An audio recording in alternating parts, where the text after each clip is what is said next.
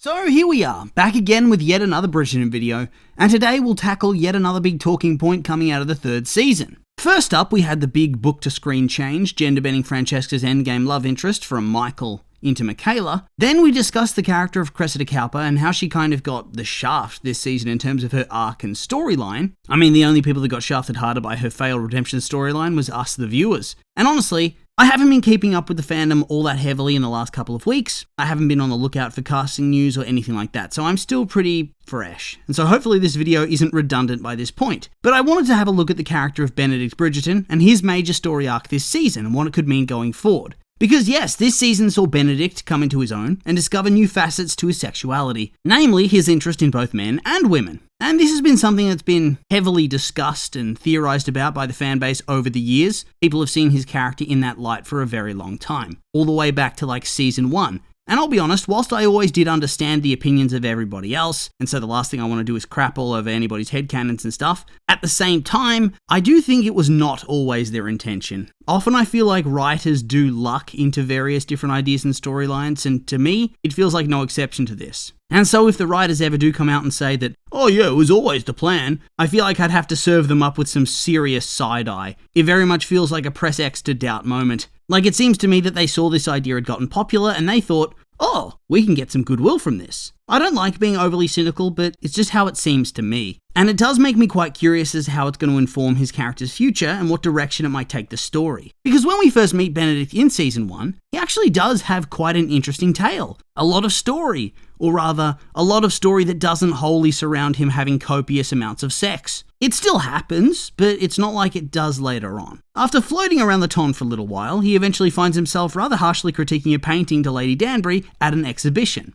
only to discover that he'd been ranting in front of the artist himself. But rather than be angry, the artist, Granville, was amused and intrigued, and so this gets him invited to Granville's art studio to paint nude models. And Benedict sort of proves himself here. He does a great job and is inspired to keep following his hobby, with the eye of potentially turning it into something more, a career path, become a noted artist like Granville is. And it's here that he finds himself in a brief relationship with everybody's favourite modiste, and he also has a threesome with her and Granville's wife. But only after discovering that Granville is gay and in a relationship with another dude. The marriage is for convenience. And so for Big Ben, this is a mind-blown moment and he doesn't cope very well with it at the time. It just makes things awkward, I think. At least that's the vibe I got. And of course, throughout season 1, there was other stuff he had going on. The duel, various other things. Because this was back when it felt like the family was far more interconnected with one another's storylines. Oh, season 1, I miss you. And then we came to season 2, and it was still less about sex and more about art.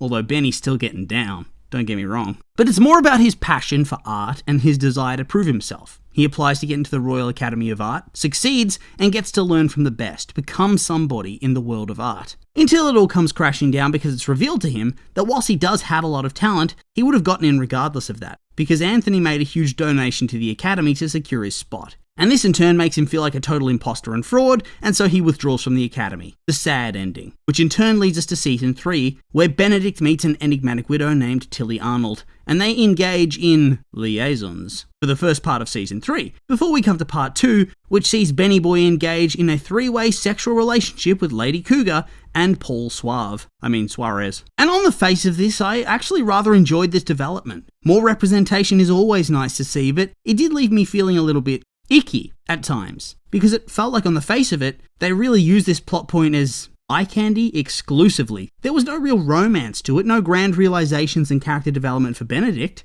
It was literally him being told to check his bias at the door and experiment, which, on the one hand, felt like very much he was being pressured into doing something he wasn't initially comfortable with, simply because this woman got a vibe from him, which felt a bit presumptuous and ick, like she's living out her fetish. But also, there's the fact that his entire journey exploring sexuality, it revolves around having crazy threesomes and being ultra promiscuous, which is fine, but also felt off. It definitely didn't feel like they approached this story in the same way as other romantic entanglements, even side romantic entanglements. Remember Anthony and his mistress in season 1? That was handled with way more care than this. And since this was the first of its kind in the show, it gave off vibes that bisexual people are hypersexual fuckboy types, which I know a lot of people did find troubling in the aftermath of the show. So yeah, there was that. And so in the end, whilst I did like the end result of his character, I felt like the journey to get him to that point was not well handled whatsoever. Story of season 3, really. I mean, surely there were better ways to explore his sexuality, right? Whilst also giving him a story. His art. But why didn't they have him meet some suave and handsome artist in like one of those gentlemen's clubs they all attend and go from there? Have him rediscover his passion for art whilst also realizing he's having all these troubling feelings for a man. It feels less exploitative.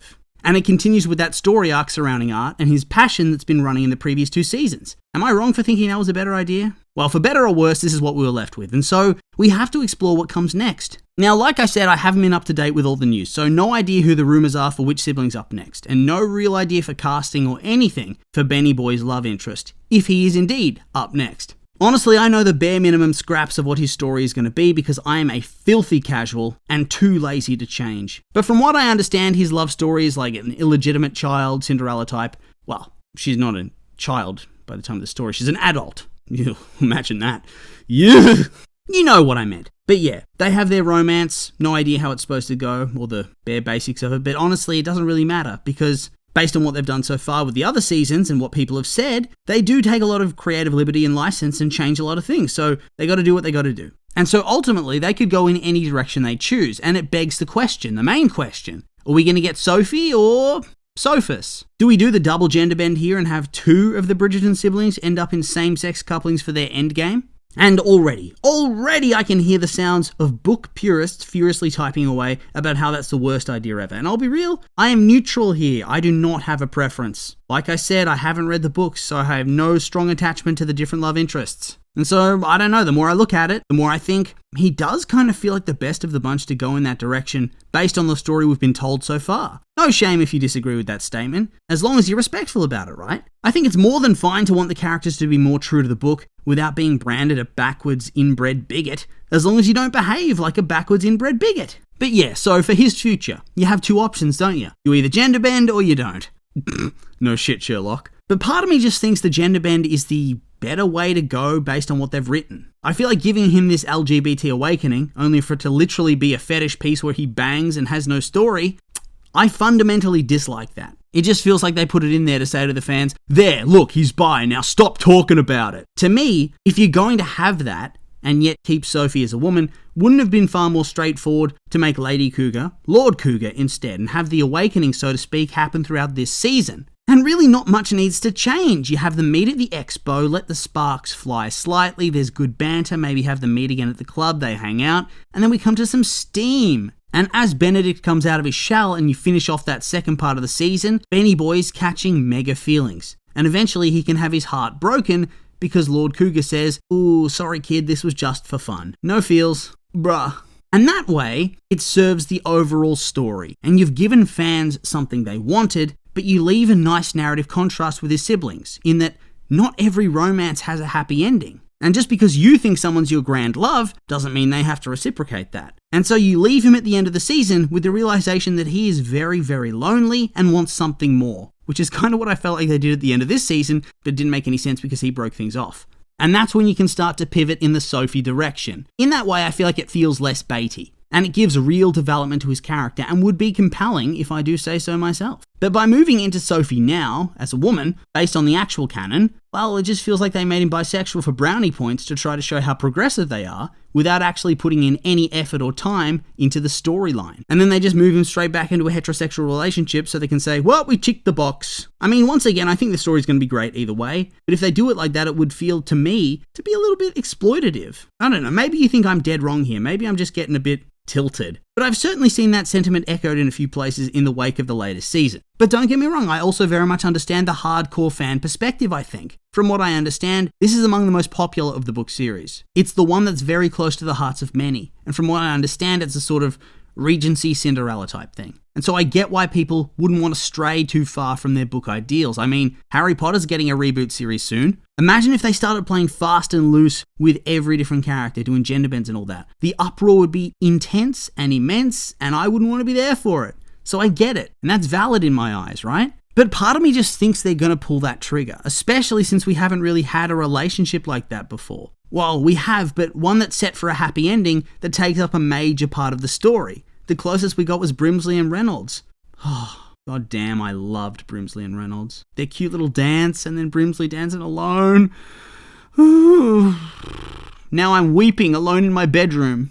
Thanks. But yeah, had that bit of a melancholy and wistful ending, so I think there's probably a desire from the creative team, and I also think from a fair part of the fan base, for that Cinderella gender bend twist. But we'll have to wait and see, won't we? I'm just worried that with the seeds that they've sown here, they've set up so many people for extreme disappointment no matter what direction they went. And so yeah, not really much else to say other than that, so with all that being said, these have been my opinions and I'd like to hear yours. What did you think of my opinions here? Do you agree with me? You disagree? Do you have any thoughts of your own? I'm curious for your thoughts, so make sure to like, comment, and subscribe, and let me know.